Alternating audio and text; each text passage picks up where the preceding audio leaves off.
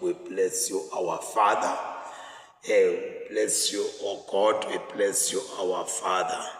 We are very sorry in the dimana wendeka, but let's hope sekutawuqhubeka kahle manje. Technology is technology. Let us do the following part of our prayer, that of calling to mind and confessing our sins.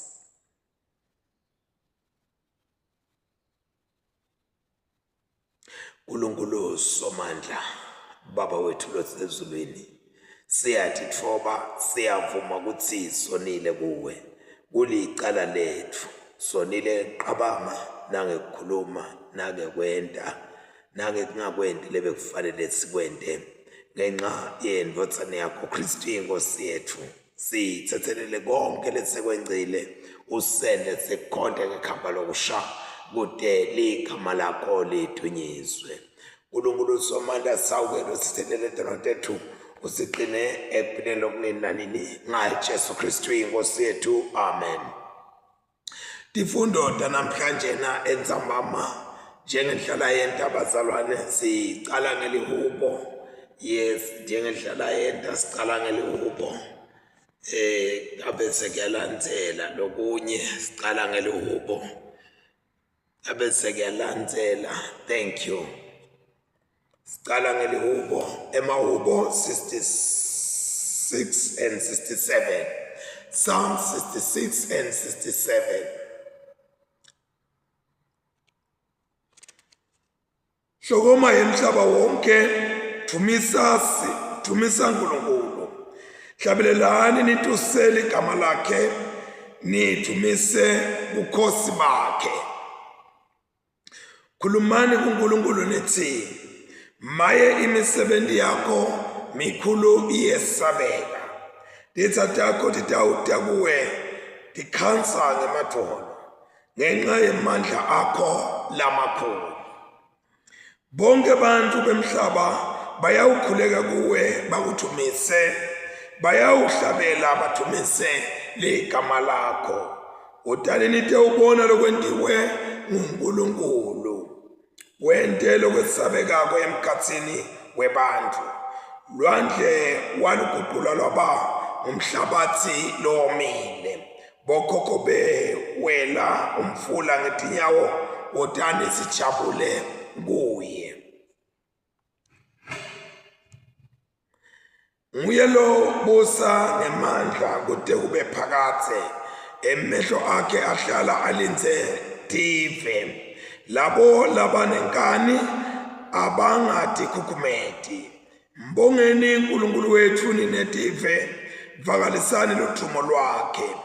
Nguye logcina umphefumulo wethu uphilile, akativumeli tinyawo tethu ukuthi tishelele. Wena Nkulunkulu usivivinyile, wasihlambulula ngekusicenga njengekucengwa kwesiliva emlilweni. Wasiholela ukuthi sibanjwe elugibeni, wasethwesa umthwalo lomadima. Wenda ukuthi bantu bagibele etikwetinhloko tethu, zangena emlilweni nasemantini. Wabuye wasikhupulela enaleni. Ngiyawungena endlini yakho ngineminikelo yekushiswa, ngigcwalise lethembiso tami kuwe. Leto lengathi khuluma ngemlomo wami, mdlana ngisekuhluphekeni. Ngiyawunikela iminikelo yekushiswa, yetifuyo lekhuluphele. Nginikele ngelusi lwetinqama, nangetinkunzi netimphongo. Wotani nonke nitewukuva, nonke nine lenesaba Nkulunkulu. Ngitanitshela ngako konke langentele kona. Ngakhala kuye ngemlomo wami, kuthumisa yena kwakuselwimini lwami. Kube bengiconze bubi enhlitweni yami, simakathe abengeke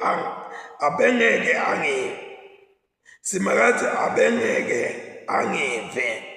Ngempela Nkulunkulu uvile, walilalela livi lemthalazo wami. Akabongwe Nkulunkulu longazange awulahle umthalazo wami, nalo ungawugodlanga umsa wakhe kimi.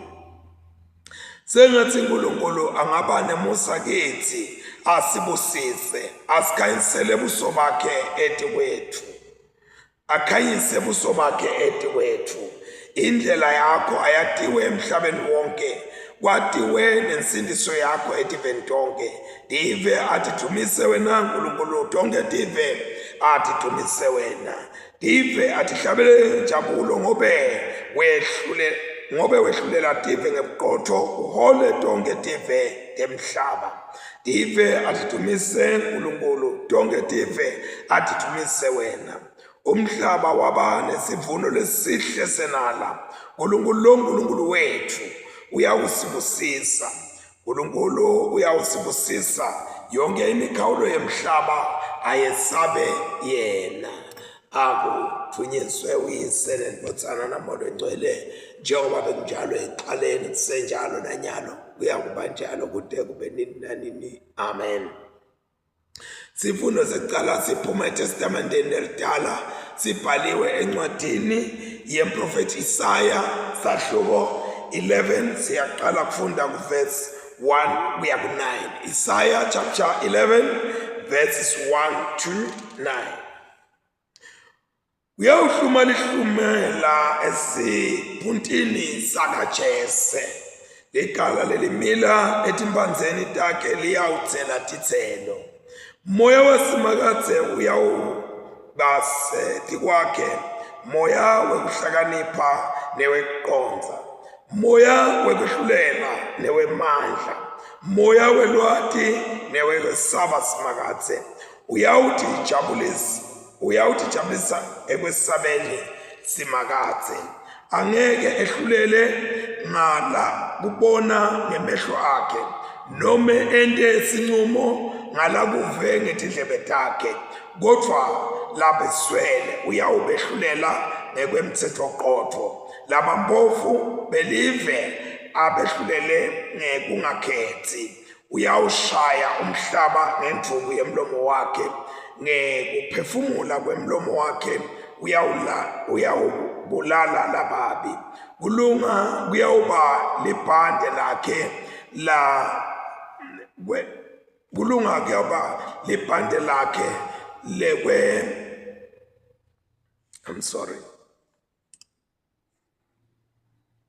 kulunga kuyawuba libhande lakhe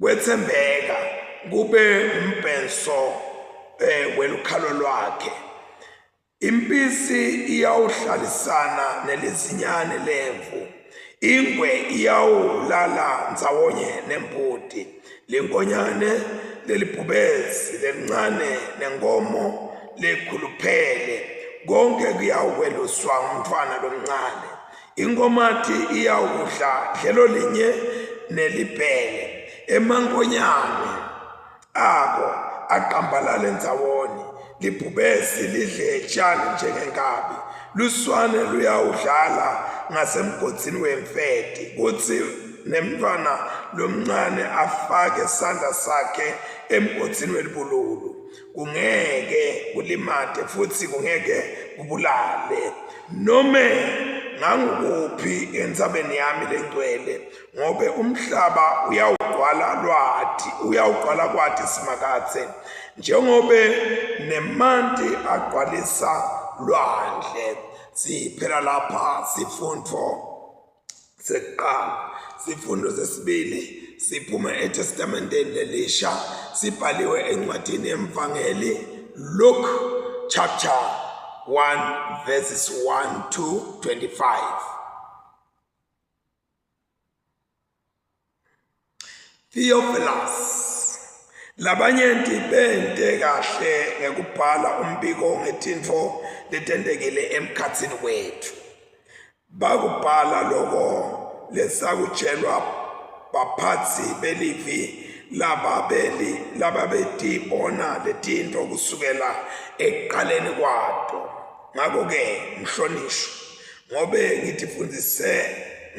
ngitifundisise kahle kusukela ekuqaleni letindzaba ngikubone kufanele kutsi ngikubhalele ngikulandzise kahle ngato loko ngikwentela ukuthi wade ngalokugcwele liqiniso la tonke letindzaba lotifundisiwe. Ngesikhathi kubusa Herod inkosi yaseJudiya kwakunempriest labebitwa ngokuthi nguZakhariya abeweliqembu la Abiya le bapriesti umkakhe abewesitukulwane sa-Aaron libito lakhe kungu Elizabethe. Bobabili babephila impilo lengcwele kuNkulunkulu, babeyigcina yonke imiyalo nemithetho yenkosi, babete bantwana ngobe Elizabethe abengumfati futhi babete bantwana ngobe Elizabeth abengadala futhi bobabili bese bakhulile. Ngalelinye ilanga kwakuligema la Zakhariya lekwenta umsebenzi wakhe webupristi kuNkulunkulu njengalokho kwakwetayelekile ngelisiko lebupristi. Abedliwe inkatho yekuthi ashise impepho eLathini. Ngakho-ke wangena ethempelini lenkosi, sicumbi sonke sebantu sasithandaza ngephandle ngesikhathi ashisa impepho. Ingelosi yenkosi yabonakala kuye ime ngesandleni sekudla selilathi lapho kwakushiselwa khona impepho. Nakayibona Zakhariya wethuka wesaba, kodwa ingelosi yathi kuye, ungesabi Zakhariya, umthandazo wakho sewuvakele. Umkakho Elizabethe utawudalela indvodzana, utawuyetsa libito layo uthi nguJohane. Maye utawujabula uthokote kakhulu, nebantu labanyenti batakujabula kanye nawe ngekudalwa kwakhe, ngobe uyawuba ngumuntu lomkhulu embusweni waNkulunkulu. Akayiwulinatsa liwayini noma-ke yini ledzakisako. Uyawugcwaliswa ngamoya longcwele kusukela angakadalwa. Uyawubuyisela bantu labanyenti baka-Israyeli kuNkulunkulu inkosi yabo. Uyawuhamba embi kwakhe ngemoya nangemandla njengemprofeti Elijah. Uyawuhlanganisa boyise nebantwana babo babuye babe nebudlelwane. Aguqule bantu labangalaleli babe labalungile. Uyawenda abantu balungele kuta kwenkosi yabo. Zakhariya wathi engelosini, ngiyawukwati ngani kuthi lokhu kungiko, mina nemkami sesibadzala kakhulu. Ingelosi yamphendula yathi, nginguGabriyeli, loma embi kwaNkulunkulu. Ngithunywe ukuthi ngikhulume kuwe, ngikutshele lendzaba lemnanzi. Kodwa awukalikholwa livi lami lelitawugcwaliseka ngesikhathi lesifanele. Ngakho-ke utawuba simungulu, uhlale ungakwati kukhuluma kuze kufike lelo langa lekuyawugcwaliseka ngalo lesithembiso sami. Konke lokhu kwenteka nje bantu babeloku balindele Zakhariya sebamangele ukuthi sewuphuteleni kangaka ethempelini. Waphuma angasakwati kukhuluma, ngakho bavele bathi ukuthi wembulelwe umbono ethempelini njengobe abe sasimungulu. Wavele wakhuluma kubo ngetandla. Nasacede emalanga emsebenzi wakhe webupristi ethempelini wabuyela ekhaya lakhe. Emva kwesikhathi umkakhe Elizabethe wakhulelwa wathi fihla endlini dinyanga letisithupha waze uthi maye waze uthi manje ekugqineni inkosi seyingisitile selisusile lihlazo lami ebantwini. Siphela lapha sifundo seqala. Let us pray. Nkosi uNkulunkulu simakathe sisondela kuwe wena lokhuluma ngesiphundi sakaJese la kuyawuhluma khona lihlumela impande yakaJese. Wena lokhuluma ngokuthi Nkosi umoya wakho uyawubasethi kwakhe akanawehlulela ngalakubonako nangalakuvako, kodwa Nkosi utawujula aye la khona Nkosi ema-motives akhona khona, aye la khona Nkosi tinhloso tisuka khona abese uyehlulela. Ngoba Nkosi emhlabeni sinabo behlulela ngalaba kuvako nangalaba kubonako, bayalalela nabahlele esitulweni. Yebo uNkulunkulu wethu lona amandla onke basalalela baphinde babone ema-evidence wekuthi nawa emazibithi babese bayehlulela. Kodwa lo livi lakho lisitshela ngaye lithi uyawehlulela ngendlela lejulile, hayi ngalakuvako nalakubonako. Babe wethu lolungile sekubhekene Nkosi kufika kwakho emhlabeni. Wena lothi nasewufikile ufike ususe lihlazo leminyaka. uNkulunkulu wethu lona amandla onke sihamba siphila Nkosi kulomhlaba lona kunemahlazo Nkosi eminyaka. Babe wethu lomuhle lesiwethwalako babe lamanye alamahlazo Nkosi asenta kwekuthi sifike la khona Nkosi siwemukela khona ukuthi leli lihlazo lami lokho simo lengeke ngize kuphume kuso kuthi le Nkosi nakubaso lisusa lihlazo ku-Elizabeth lethi livi lakho Nkosi wahlala endlini kwaze kwaphela tinyanga letisithupha wase uqala ukukhuluma lamagama wathi manje ugqineni inkosi seyingisitile yalisusa lihlazo lami ebantwini. uNkulunkulu wethu lona amandla onke uNkulunkulu wekususa emahlazo. uNkulunkulu noma angabakhona ahlale akasuswa emahlazo ebantu labanye bantu, kodwa Nkosi nguwe lokhona nalokwadi kulisusa lihlazo ngesikhathi lesifanele. Uthi na ulisusa uNkulunkulu wethu lona amandla onke bonke bantu bakheqe umlomo, bonke bantu bafike labamangala khona kuthi ngempela 1+1 wake waphuma in trillion ku-1+1 ngoba 1+1 ngu-2. uNkulunkulu kusuke sekufike wena ke uNkulunkulu utowususa lihlazo. Babe wethu lolungile siyathanaza Nkosi kuwe wena wedwa uNkulunkulu le umhlaba usenabelo setinyawo takho kwekuthi Nkosi kukhona losusa lihlazo lapho uNkulunkulu wethu lamandla onke labalethwala onke malabo. Lo mpristi Nkosi bekangena ethempelini lakho aseve, kodwa Nkosi anelihlazo leminyaka, lihlazo lelingasuki.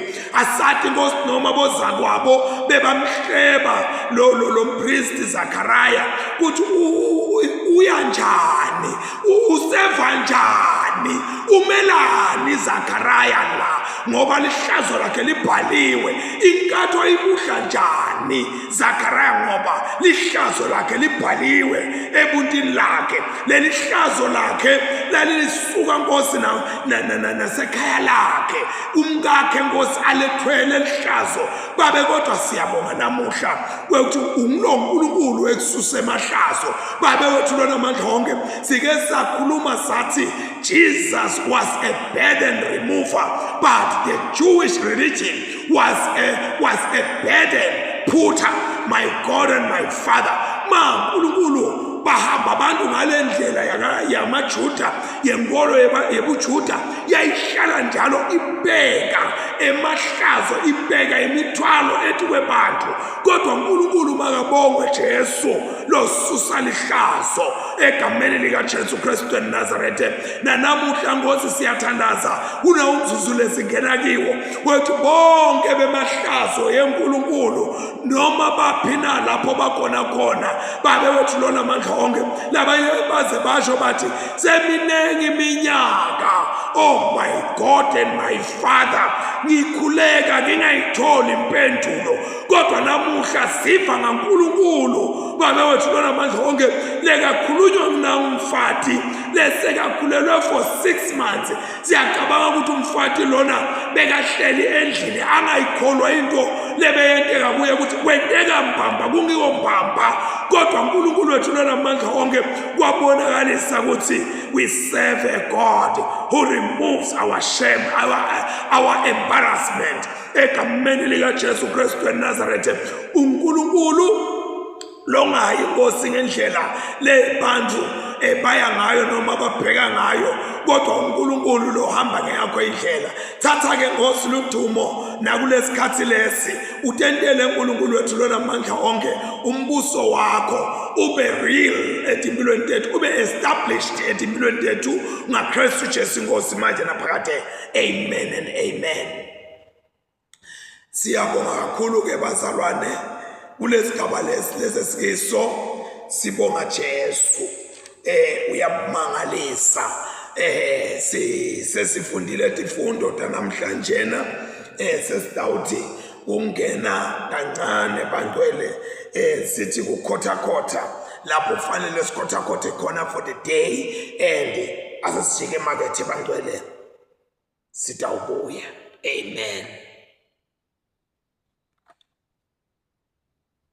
Jesus makabongwe njalo Jesu makabongwe njalo Jesu. Yes asathi namhla kwendekane imishini ifuna phikise kodwa nake lokusalako Jesu uyinkosi yecawa.